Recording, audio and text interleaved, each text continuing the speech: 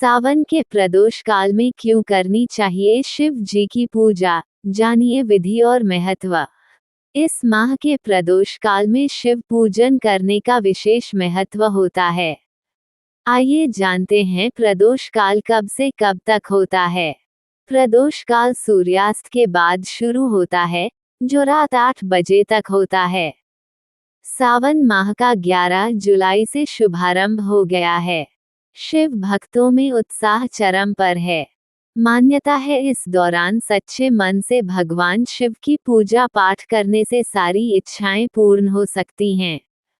क्योंकि श्रावण मास महादेव को बहुत प्रिय है, इसलिए आप श्रावण मास में सही विधि विधान से पूजा करके भोलेनाथ को प्रसन्न कर सकते हैं।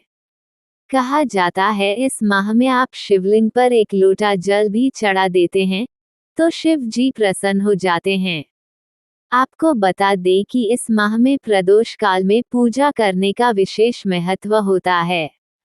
ऐसे में आइए जानते हैं प्रदोष काल में पूजा करने की विधि और महत्व।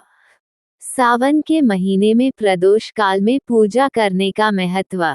मान्यता है सावन में प्रदोष काल भगवान शिव के तांडव नृत्य का समय होता है। इस समय भगवान शिव प्रसन्न मुद्रा में होते हैं। इस दौरान की गई पूजा से आपकी सभी मनोकामनाएं पूर्ण होती हैं। जीवन में सुख शांति और समृद्धि बनी रहती है। कब शुरू होता है प्रदोष काल?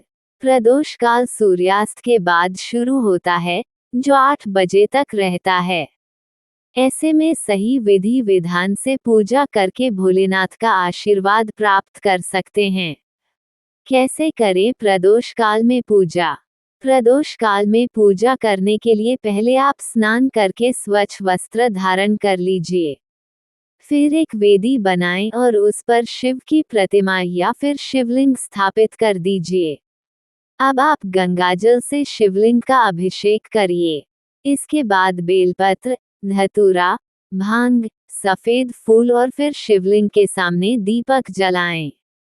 इस दौरान आप ओम नमः शिवाय मंत्र का जप भी करते रहिए। यह आपकी पूजा को सफल बना देगा।